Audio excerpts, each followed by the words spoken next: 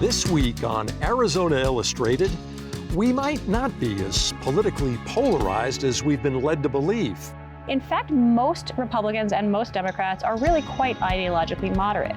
Meet Grandmama Jones. We absolutely appreciate everything that you've done and every other Mama Maggie Jones like you. This week's favorite place is Grotto Hill.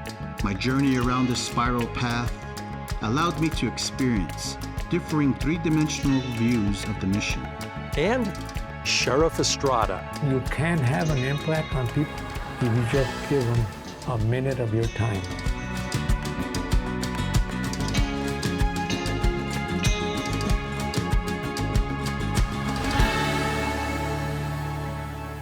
Welcome to Arizona Illustrated. I'm Tom McNamara. I'm walking through the tree-lined streets of the Sam Hughes neighborhood just east of the U of A campus.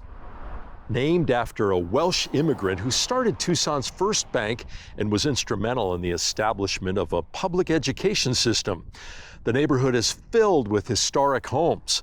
A walk through it is a walk through the history of Tucson. As you can see, we continue to take care by wearing masks and keeping a safe distance from each other, as the coronavirus is still very much present in southern Arizona. Here's an update.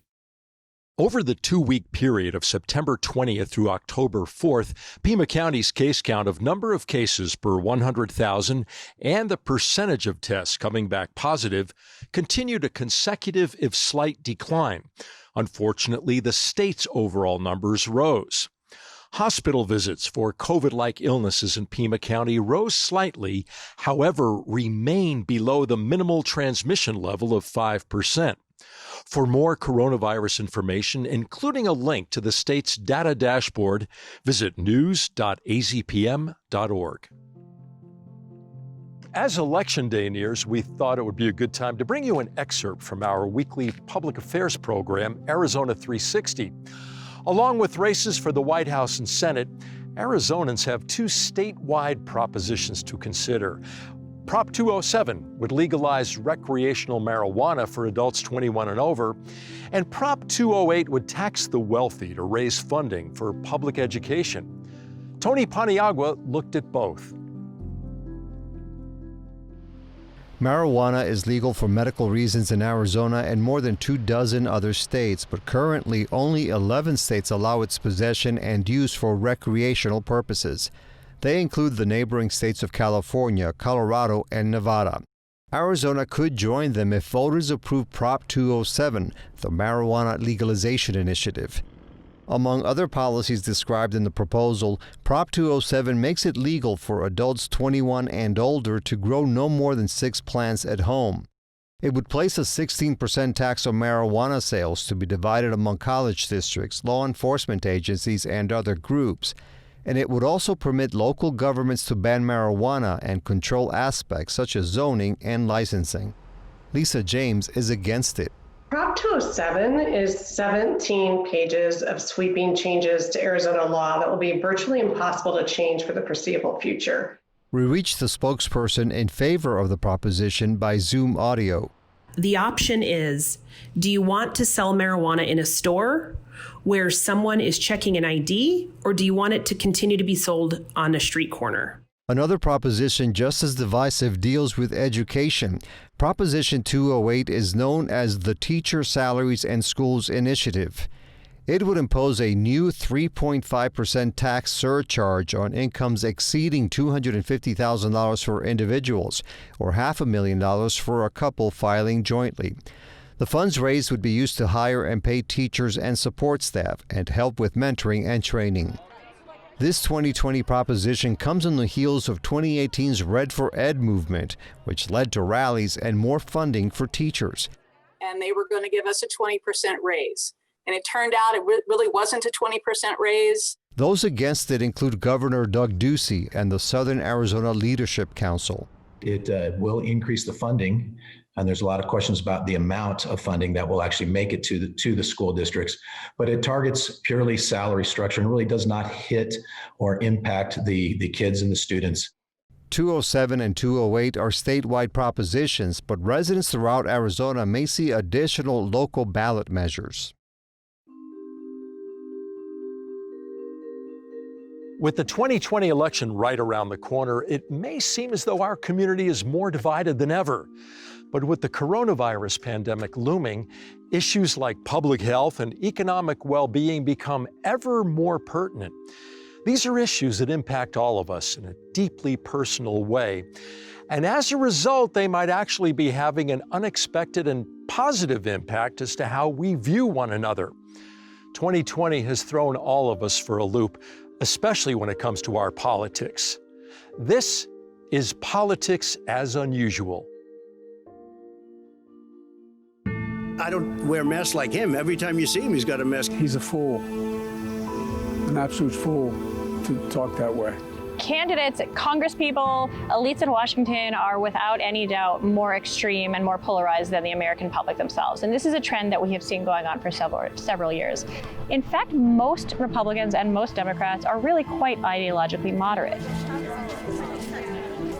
So, when an issue isn't particularly important to somebody, that's when we see the biggest level of polarization among voters. So if something's not that important to you, it makes sense to say, well, what are the people that who share my party affiliation doing on this? I'll support them. When issues become a lot more personal to people, something like, say, coronavirus, something that actually scares you, something that's in your community, that's when we see people actually start even-handedly evaluating information.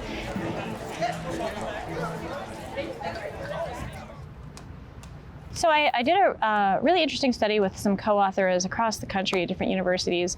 And what we find is that when coronavirus cases are really low, that's when there's a lot of polarization between what Democrats and Republicans think about the virus.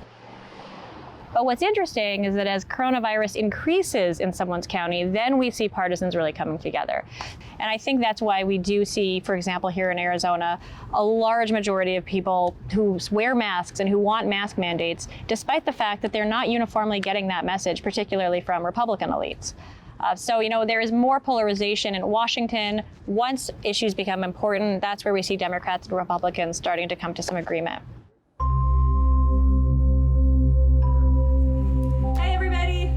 I really like to talk to strangers about politics. A lot of people don't. So when I'm on an airplane, for example, if somebody asks what I do, I happily tell them I'm a political scientist because it will inevitably lead them into some sort of rant about their views on politics. And I love hearing it. I love hearing what people have to think about politics because those are people that I'm not going to be exposed to otherwise. And those are important sources of cross-cutting information. It's important to be exposed to information with which you disagree. Well, I think what's really important to remember is that everybody identifies with all sorts of different groups. And the fact is, when we ask Americans, which are the identity groups that are most important to you, consistently partisanship is ranked dead last. Most of the time, people truly don't care to think about their partisanship. They don't want to think about politics. They want to think about all the other things that are important to them. So I think we need to be really specific here. When we think about tension between Democrats and Republicans, are we talking about the way Americans think about Democrats and Republicans in Washington, or are we talking about the way people feel about each other? And we see much less antagonism and much less hostility when it comes to evaluating actually members of our community. Republicans are wearing masks, Democrats are wearing masks. Republicans are worried about their health, they're worried about their jobs, they're worried about their kids. Democrats are worried about the exact same things. And so you see a lot of unity in the concerns that people are expressing. That's what I think is really important when you're to think about or to remind yourself of when you're speaking to someone from the other party. It doesn't take long to find something where you can really connect. Our next story is one of quiet strength, selfless giving, and for Joronda Montaño, an offering of deep gratitude for her Grandmama Jones. There she is, the track store. I was a young girl who had a mom who couldn't sustain raising 2 children on her own because of her illness. I then was ensured my safety by my great-grandparents and my grandparents. And as a woman, I'm left with that one last warrior, as I'll call her, and that's my grandmother. My name is Joronda Montaño, and I live in Phoenix, Arizona, with my husband and 4 kids. I grew up in LA, Los Angeles, and I came to Arizona to run track for Arizona State University.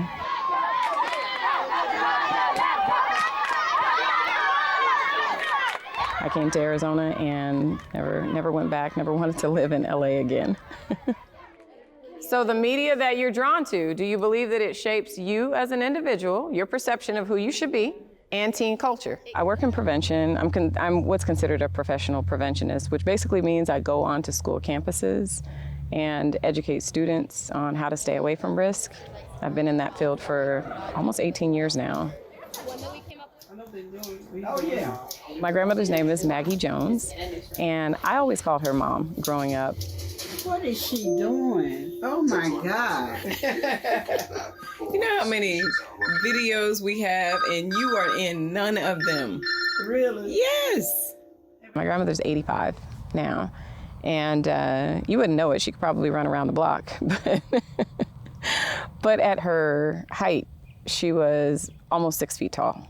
And so I just thought my grandmother was a giant growing up. Did you ever play basketball? Oh, sure. You did?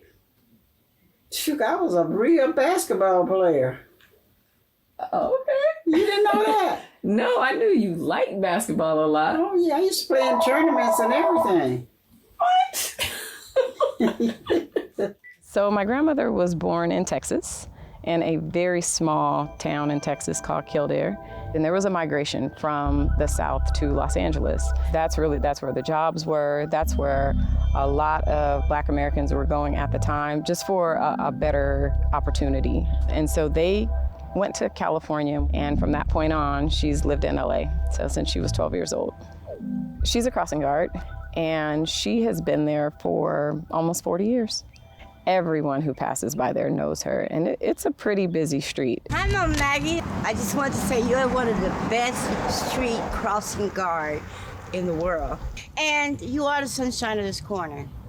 We were with our mom. She, struggled with substance abuse as a single parent. We moved in with our great-grandparents, my mom, my sister, and I. And in moving in with my great-grandparents, that was right next door to my grandparents. When my great-grandfather was sick when I was in the 9th grade, just one day my grandmother said, "You guys bring your stuff over to the house." And from that point on, we lived permanently at my grandmother's.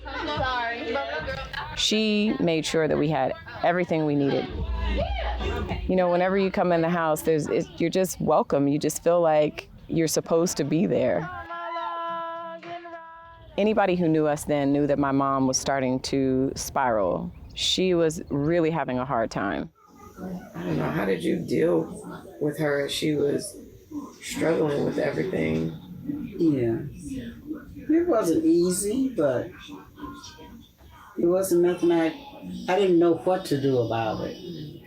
I would try to help her, but I didn't know how to go about the right way of doing it, you know. Yeah. But I accept her whenever she would come and go, you know. You know, my grandmother would see what she was doing, didn't like what she was doing, and not one time as she came in and out was she told that she couldn't stay. Even though it was my mom and I wanted my mom to be happy and healthy and all those things, I thought, but if you just show a little bit more tough love, you know, that'll work. That was not her style, ever. And I would get so upset as I got older, like, why can't you just be tougher? Nope. Love was love to her. It wasn't tough love. This is my side. I got the little posters up there. MC Hammer. Lorenz Tate, got the Shack Attack. That's me. Right around college, my mom found recovery. My grandmother was very proud of her and saw that she wanted to do something different. And my response to my mom was, well, show me. And my grandmother's response to my mom was, I'm so glad that you are gonna make that decision. How can I support you in that? I never wanted to be like a lot of mothers that I had seen, how they didn't give their kids no time, you know, didn't have time for them and stuff. I didn't want to be like that. I had a sociology class and they were talking about just the structure of the family, and the grandparent was so far away from the nuclear family. the thought was, oh, my family must be wrong. It's not structured like that. Of course, what I've realized over time is, no, you don't want that grandparent to be so far away. I mean, my great-grandfather, he was a cook in World War II, and he wasn't even able to cook for any person on the ship that wasn't Black. I wouldn't know that if I didn't talk to my grandfather. World War II could just be something that I read about in a book. But in order to get that experience and for that experience to be closer, it's important that we have relationships with those people who are from those time periods and have those lived experiences. I don't think that we pay enough attention to those lone warriors who are out there, who have seen so much, been through so much, and done so much for others. I just think that it's really important that we let them know how much we appreciate them. And even when they don't want to accept how awesome and amazing they have been and how much of a difference they've made in someone's life, I think it is really important that we make sure that they know it.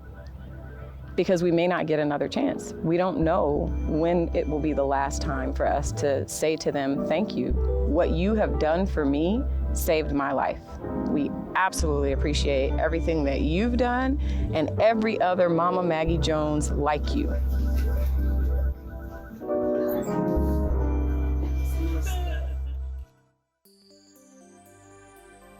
Located just east of the Mission San Javier del Bac on the Tohono O'odham Nation is a small hill known for a white cross placed at its peak and a small religious shrine on the trail to its top. Grotto Hill is often visited by travelers who have come to experience the mission. It is also architect Bill Draper's favorite place.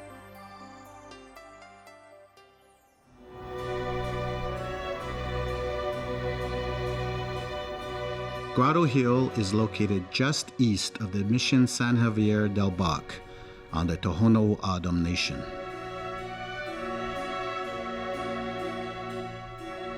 The hill is known for a white cross placed on its peak and a small religious shrine located halfway up the walking trail.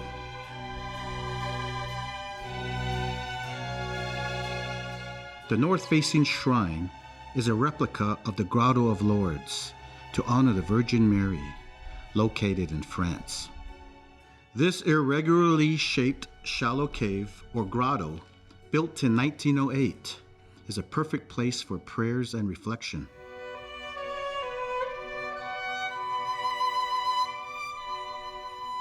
I experienced this serene place while attending my first year at the College of Architecture. Moving to Tucson was my first time leaving Canyon de Chelly in northern Arizona, and visiting the nearby Tohono O'odham community gave me comfort being around fellow Native people and enjoying their delicious red chili food with fry bread.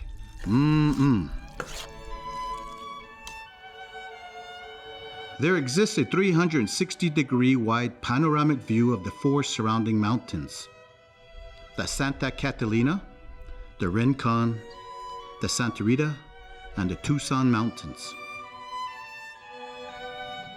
The A Mountain can also be seen directly north of this wonderful site, which gave me the sense of scale of my location in relation to the U of A campus. The surrounding natural desert and fertile farmlands, along with the nearby winding Santa Cruz River that once flowed year-round, gave me an understanding of the meaning, a sense of place, and what Kevin Lynch's term, imageability, meant. I began relating and understanding the new terminology being used in design. The aesthetics and proportions of the adjacent white dove of the desert, and the grasping of Louis Sullivan's form follows function. Shade and shadow, solids and voids, texture, context, all became clear to me. The sequential approach by vehicle, then the strolling procession up Grotto Hill, reminded me of the Greeks, starting from the Agora and progressing up to the Acropolis during the festival of the Panathenea. My journey around this spiral path allowed me to experience differing three-dimensional views of the mission. And as I arrive at my destination at the node, I contemplated about my future as an architect. I regularly visit this place to reminisce my early days and to enjoy the open vistas and sunsets that slowly set over this peaceful community. Was all this knowledge always in me, and I just became aware of this knowledge while studying architecture?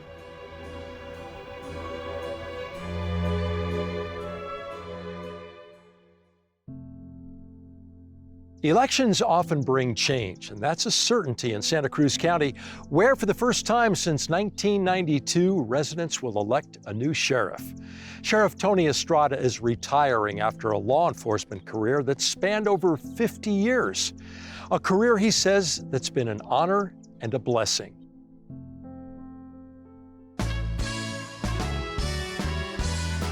In December of 1944, a mother left her home in Nogales, Mexico, and traveled north with her 4 young sons.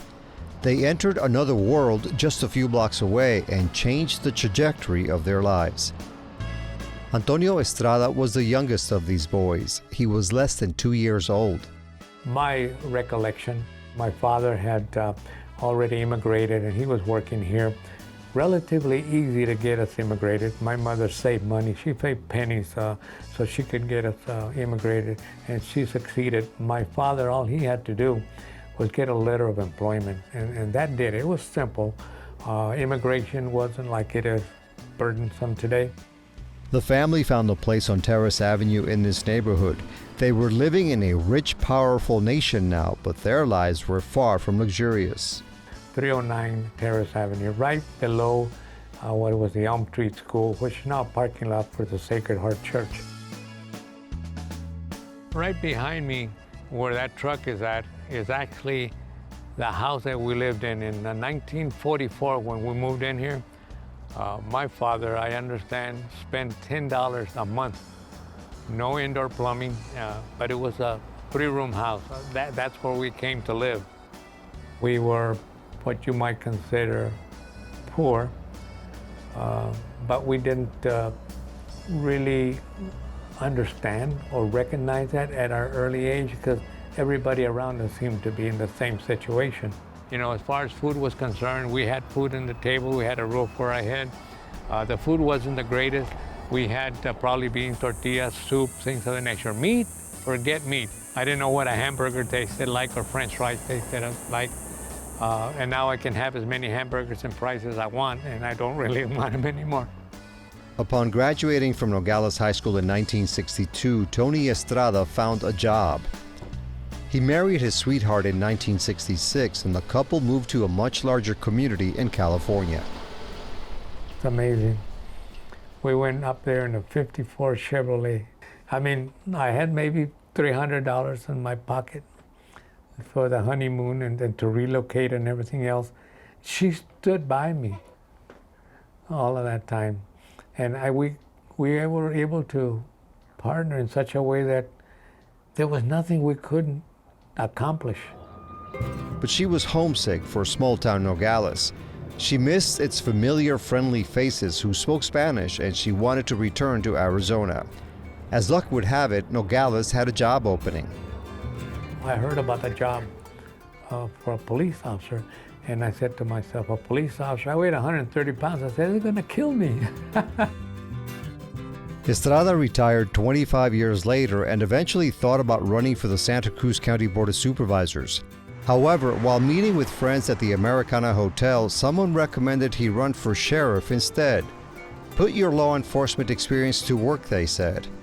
It was 1992, and the former police officer was taking on the incumbent sheriff, not an easy feat. And at that time, they were counting everything by hand, I think. So it wasn't about 2, 3 o'clock in the morning that we finally found out that I won. And the margin was very low. Never really expected to beat him. And I was sworn in on January 1st of 1993. Working in law enforcement, he says, has been a thrilling adventure, the most important part of his life after family. I've been blessed and honored to have held this position for so long. Met interesting people in government. I met people that are running for president, governors, senators, people that in my wildest dreams, I'd never thought that I would get an opportunity to meet. But Tony Estrada, Sheriff Estrada, who has garnered countless awards, international interviews, and other accolades, has not forgotten his early struggles. I learned from that people, you can have an impact on people and you can have an influence on people if you just give them a minute of your time. I know it makes him feel good because I know when I was growing up, if somebody that was prominent or well-known in the community would say hi to me, it was, oh my God, why am I being recognized, you know? He loves the bilingual, bicultural border world where he was born and thrived, and often defends it when it's described as a dangerous, inhospitable place with bad people. And when you leave the job behind. Go to your family, do what you have to do, okay? Exciting seeing new people come in, young people come in like I did, and maybe telling them a little bit what to expect, what's expected of them, and what to expect about the profession. Hopefully have been a mentor, hopefully I've been a leader, and hopefully I've been a listener, listen a lot. What do you plan to do next? You know, that's a good question. I'm 77 years old. I really don't have to do anything anymore. All I have to do is wake up in the morning. I want to be remembered as a good sheriff. Somebody that never forgot his roots, where I came from, and that I was grateful for where I am and the opportunity I can, and that I didn't take him for granted. I didn't assume at any time, you know what, I deserve this. I deserve to be sheriff, because I am special. No, I am grateful that I was given that. Very, very grateful, very, very lucky.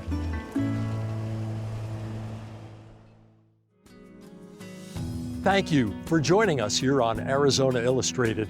I'm Tom McNamara. See you next week.